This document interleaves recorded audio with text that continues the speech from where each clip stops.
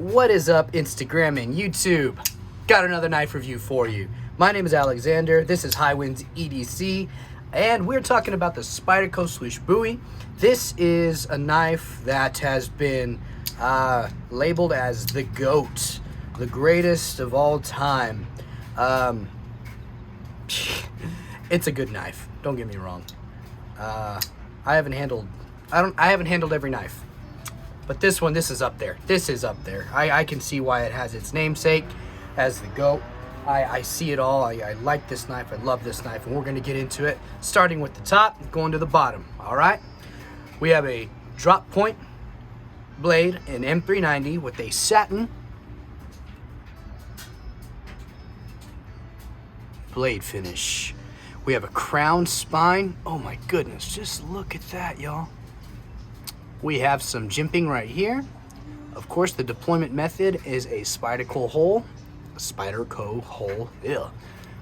We have phosphorus. It's riding on phosphorus bronze washers, and man, let me tell you, these are the best washers in all my collection, which is a very humble and small collection.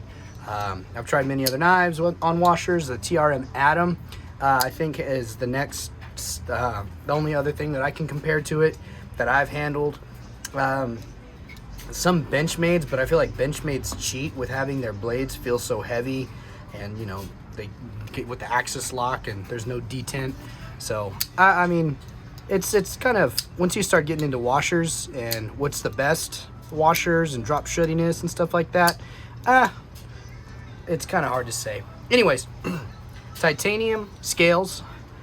It's got a blue anodized finish on it. It also has a black G10 backspacer with a wire clip, which I adore this clip on a knife. This is the only wire clip knife that I have, and this turned me on to them. So if I know a knife has a wire clip in a similar fashion, I know it's good to go. I won't change it. I won't put one of those RGT clips on it because I think I like this a lot better. So let's get into it. Let's go over my the one issue that I could find with this knife. All right, let's go over that first. So typically, you know, you guys in the knife community, you know, drop points, sometimes you fall out of your cut, right? So like, let's say you have a piece of rope. I'm using, I'm not gonna cut this. This is my jiu-jitsu white belt. But you have something like this, rope, tine, maybe you're cutting a bunch of rope or a bunch of tine or something, or a strap. Like this is almost the same length as a tie down strap, for a ratchet strap, maybe a ½ inch smaller. But you put your blade in here and you go to cut and you put your force right here. And if you're slow, and I feel like if you're just really trying to get into it, you could cut it pretty effectively, especially if your knife is sharp, which this one is. But as a knife person, you go like this, you're putting force on the back of the blade, and then you fall out of your cut. And the reason why that you fall out of your cut on this knife is because the steepness of this swoop right here. This is very steep. So that was the one drawback. Honestly, as a working man, I'm an equipment operator at Texas Tech. We do a lot of miscellaneous oddball jobs, and sometimes, you know, we're the ones that they call whenever it's like, hey, drop everything you're doing and go do this. So you guys know how that goes. So that was one of the only things I could honestly say was that I could complain about this knife. Everything else, honestly, there's a reason why they call this knife the GOAT for Spyderco's lineup. Glad they brought it back. This is a Knife Joy exclusive. I don't know if I mentioned that. This is like my third time trying to record this video, so yeah. Okay, like I said, we're starting at the tip and working our way back. When I went to sharpen this knife, I laid it back to a 20-degree edge, and the reason why I do that is because I have a work sharp field sharpener that I keep in my work backpack.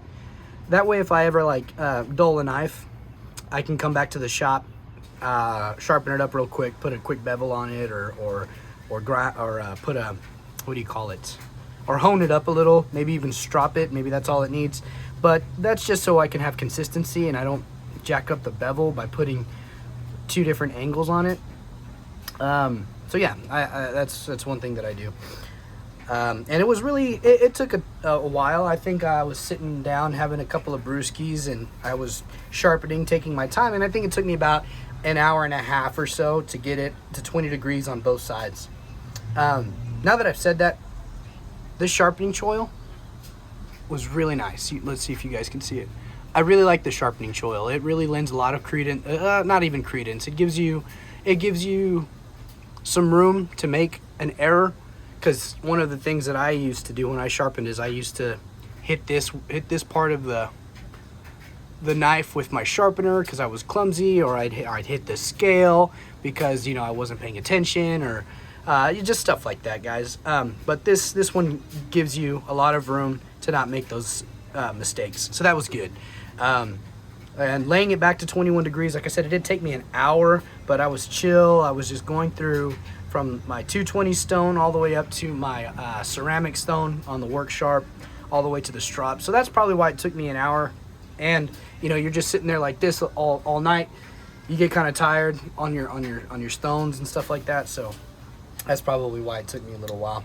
But the blade itself has been really good, especially for things like food prep. This is my go-to knife now whenever I'm here at the house and I'm in the kitchen. I'll specifically, even if I'm carrying, like let's say I'm carrying my Demco, right? Let's say I'm carrying this Demco today, and if I'm carrying this and I gotta go cut something in the kitchen and I'm preparing dinner, I'm helping Alyssa prepare for dinner, I'll go put this one back and I'll go grab the Spyderco. Just because it's a very high flat grind. Well, actually, it's just a full flat grind. I mean, it starts up here, and then you just got a lot of trail, so it's really good. You know, I'm not saying anything brand new to you guys, other than that I feel like in the reviews that I've heard, I haven't really heard anybody talk about falling out of your cut as far as ropes and straps and stuff like that. But you guys know what it is. Many of you have handled one. Many of you, this is your grail. This was my grail, for sure. But yeah, anyways, the M390 on this is pretty good.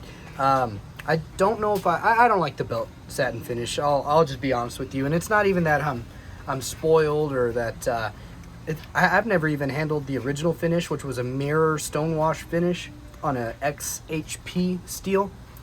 ZTSP XHP, ZTS XHP, there we go. And honestly, I think it would have been cool if they did that. That would have been cool for this rendition. But I think, you know, we're in a market right now that is just pervasive with satin finishes, as you can see on this knife. A satin finish on this knife. If I had my Chavez anymore, there's a satin finish on all of those. And I think I'm starting to notice a pattern that these are all Riot made knives. Let's see, what else do we have? We got this right here. This is kind of like a satin belt finish. So as you can see, like in the market right now, I feel like belt satin finish knives are like 50% of the market, maybe even less, but still. But I think this one is slightly belt satin, but at a lower degree. My ZTO 640. This is a great knife. This one shakes pretty good as well. One thing that I can also complain about is the blue anodization, but that is something that can easily be taken care of by the owner, or you can send it off to a modder, which is what I'm anticipating doing for this one. Once I catch up with some of the, what do they call it, the expendable resources. Once I catch up on some of that stuff, I'll be able to send this one away. Either just remove it entirely, or have a new anodization, a different color, maybe bronze, or maybe even get it Cerakoted. I know a friend of mine, his name is Rocky Top Customs on Instagram. Super cool dude. Y'all hit up Parker, is the owner's name.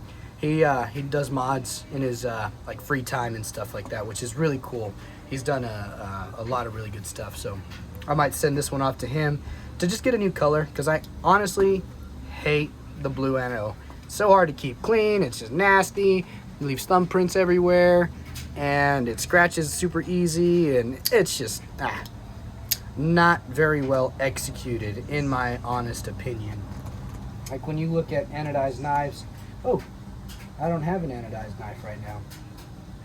Anywho, when you have an anodized knives, it's just, it's supposed to add color and protection or whatever, I don't know. But yeah, the deployment is great. The action is almost drop shutty. Got to shake it loose a little bit. And this lived up to that hype. I am so good. Once I got this in hand and I was just playing with it and deploying it, oh my goodness, this knife is just, it lives up to that hype. Mine does have a bit of a soft detent. If I put my middle finger right here and I put pressure on the lock bar, I can still break it with ease. So maybe it's not seating right. I don't know for sure that to be the case, but it doesn't bother me. I'm not gonna, I won't have that worked on or anything like that. Let's go over, I talked about the sharpening. The G10 backspacer, I feel like this is something that could easily be customized as well.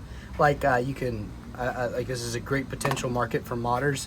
Like was Steven Stewart, Gecko Customs, who does custom backspacers for Chavez knives. I feel like he could find something. I could send this off to him and he could get me like a different colored G10 or Mexican blanket micarta or something like that. I just feel like maybe this backspacer should have been titanium, especially with the price range that they were offering this one at. I feel like that would have been the go-to move. But you know, G10 is cheap. I don't know. I don't get it. Maybe it looked really nice on the original Stonewash titanium. The black G10 backspacer just made sense. But I feel like in today's market, with the prices that they were trying to come at you with this, they should have upgraded that to a titanium piece. That would have been awesome. And then of course we come to the wire clip. Wire clip is absolutely, it crushes. I love a good wire clip now because of this knife. It turned it on for me. So I'll fidget with this thing a little bit, kind of show you guys more or less how I fidget with this knife. The reverse flick, I can hit it with about 80% effectiveness, but it's so good. Very rarely do I have to clean this knife out because of the washers and because of the gunny glide that I put in this beautiful knife. Okay, let's do some size comparisons, and as I go through that, I'll talk a little bit more about it. Let's compare it to the ZT0640, which is another drop point. Now, if you look at this one, this is kind of like, it's a long drop point, and it gives you like from here to here on the blade before you can fall out of your cut. And that's why I really appreciate this type of drop point, because you know, while it's not the most slicey thing in the entire world, let's get that strap, get my belt, like you still got a long ways to go before you have to before you fall out of your cut. So that's why I appreciate that drop point. Let's compare it to another Spyderco. This is the Spyderco Shaman. This has the RGT sorry, not RGT. This is RC Blade Works red linen micarta scales, and these are true proportions. The only thing is that these are the skinny scales. So if you don't know what that is, that means that they removed a hump right in the middle here that added a little bit of extra ergonomics, and they just made it skinny. So there it is. The Shaman is a larger knife, and I praise the Spyderco Shaman for, I have a review on this one in their original black G10 scales. I praise the Shaman for its ergonomics. I love the ergonomics on the Shaman. Quite beautiful, really good action. And this one, I don't know why, but it manages to be better than the Shaman, in my opinion, especially in a material like titanium. So yeah, that's just, it's gorgeous. I absolutely love this knife. I am a Slysz Bowie fan. That being said, if I were to try and get a new knife, I would let this one go. I think this is a knife that you can use for, let's say, a trade. If you were looking for something interesting, if you were looking for another mid-tech, this is good trade bait.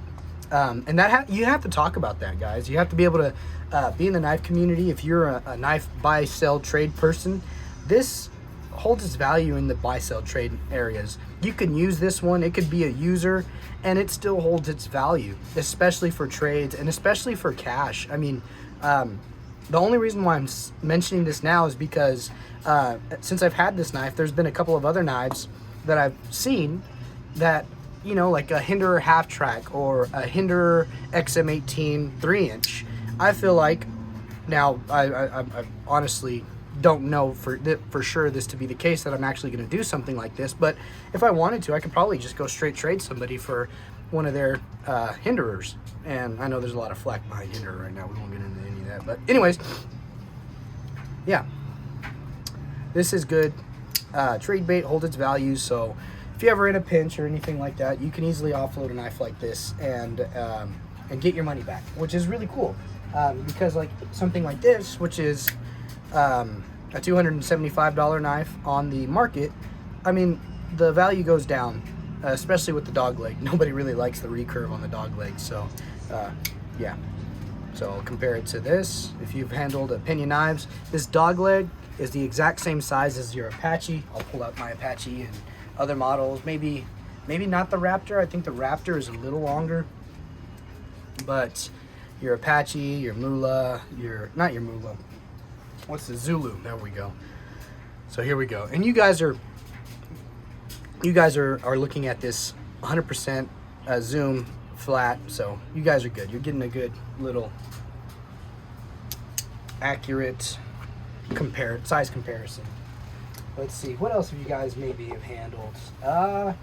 Let's go back against the Demco.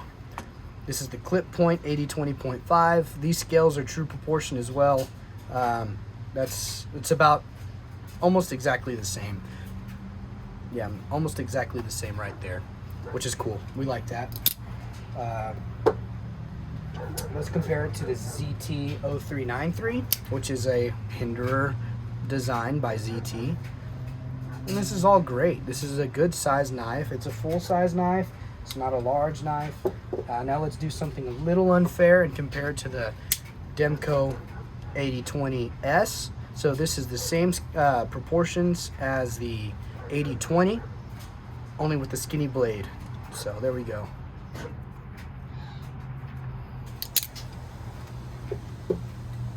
And then of course the Chris Reeve knives Umnumzan, which is in the same price range. And the reason why I'm saving it for last is because we are going to talk about the price range. And is the Spyderco Slysz Bowie, you know, is it a top contender compared to the Chris Reeve Umnumzan? Honestly, with the action, whenever I see one of these on the secondary market, it's selling for full price, and some guys are selling their Slysz Bowies for full price, and they're kind of beat up. Maybe not as beat. I wouldn't say mine is beat up. I use mine. I take care of it. I'm not throwing it up against the stones at work or anything like that. I'm not throwing it against the asphalt, but they still sell, because you know this is a knife you can easily send to your best modder on Instagram, and they can tune it up for you. They can give it a spot treatment. They could re-anodize it. They could de-anodize it. They can sharpen it for you. It's just a great knife. It's so good that in that facet. Some people might say that it's overrated now because the market is saturated with M390 and titanium, which is, you know, that's a good argument. It is a good argument. Especially whenever people are spending their money. They're like, man, I can go get something from Wii or somewhere else, you know, titanium and M390 satin blade finish. I just think if they would have done that stone wash mirror finish, this would have been like, it would have been just perfect, and maybe done away with the anodization, or, you know, don't force blue ano on people. But anyways, and then of course, let's talk about how it carries in the pocket. This knife carries very light in the pocket. Not only that, but because of the texturing of the titanium, which it's not textured at all. It's just like, it's very flat and contoured, like I was saying. So it slides in and out of the pocket so easy, which is great. You want a knife that you can get to. You want a knife that's going to be easy to put back, that's not going to deploy in your pocket. And this knife is just solid. It's great. I love it. And like I said, that wire clip really turned me on to it. It's not deep, as you can tell. Which doesn't bother me. I actually love this. Let's see, another deep pocket carry knife that's not entirely deep, but it's kind of, so on this clip, we kind of have the same issue, not issue, but the same thing going on, to where this portion of the knife is still sticking out of your pocket, but it rides deep. You see what I'm saying? As opposed to a deep pocket carry, which this is the only deep pocket clip that I have that's like truly deep, which is the Benchmade, I forget what the model number is, 496, the Benchmade 496, Benchmade Vector. So yeah, you can get RGT aftermarket scales, no, that's later, aftermarket clips, and yeah, you can get aftermarket scales. I saw a red carbon fiber dark matter scale that somebody customized, and they were selling the scale, and I wish eventually I'd like to get on something like that, but not right now. But check that out, man. Like, if you were to remove this scale and put on a red carbon fiber, that just changes the entire knife, and that's really cool. It's not something that I've ever considered before. You know, other like our RC Blade Works could look into doing something like that. You know, like, imagine this scale on this knife. That'd be awesome, you know?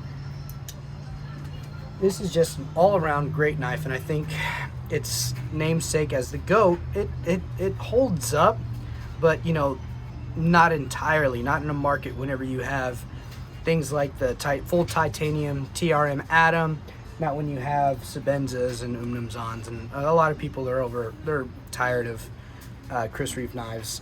I only have one. I've only handled one, which is my Umnumzan, and I love it. So yeah, let's see. What else can we talk about? I guess we can compare it to, this is, if you have a Nipix 5-inch set of pliers, this is kind of more or less what that feels like, what that looks like. And I guess we'll compare it to the Boker AK1 as well. But yeah, guys, I absolutely adore this knife. Not a lot that you can say that's nuanced about this knife since it's been in the market. It's been reviewed by many more reviewers than that are just more capable, more experienced knife reviewers than me. But let's go ahead and give you guys a zoomed in view. I'm going to zoom into 2, and then I'm going to go over this knife with you, and then we'll say goodbye. Check out that belt satin. Look at all my thumbprints. The other side of the blade, Taiwan, Taichung. Hey guys, Taiwan is not China, all right? If you got, I hate to say it, but you know, some people don't know it. Taiwan is not China. As a matter of fact, it might be more American to buy from Taiwan than to actually buy from America nowadays. But here we go. There's that G10 backspacer. Let's take a look at that clip. Oh yeah, so here, right here, you see this wear? Oops, sorry. See this wear going on? That's where the clip moves side to side and scratches. So whenever you get this out of the box, they put a little plastic slip right there, so that way when you remove that plastic slip, it's like, oh, it's on you now if there's a scratch. That's kind of why I really don't like the blue anno, because it's already worn off right there. The lockup is perfect. Look at that lockup. Sorry, there's a little bit of pocket lint right there, but we're good. I will say that this jimping right here, you can even see it in this video. It's so sharp. It's just so uncomfortable. And I heard a lot of reviewers saying that the hole here too was actually sharp as well. And they chalked that up to saying to the original Slysz Bowie had that mirror stonewash, and whenever they would run it through the stonewashing mediums and stuff like that, it would knock down some of the sharpness. It would knock down these hard edges right here. Let's give you that crown spine. Look at that, guys. Just crowned all the way. And there is the tip. It is uneven a little bit, but nothing to cry about. There's a back stop. So yeah, all right, gentlemen, ladies, whoever's watching this, I do appreciate you. I do appreciate your time. Thank you for subscribing. Thank you for watching. And everybody have a great evening. Bye-bye now.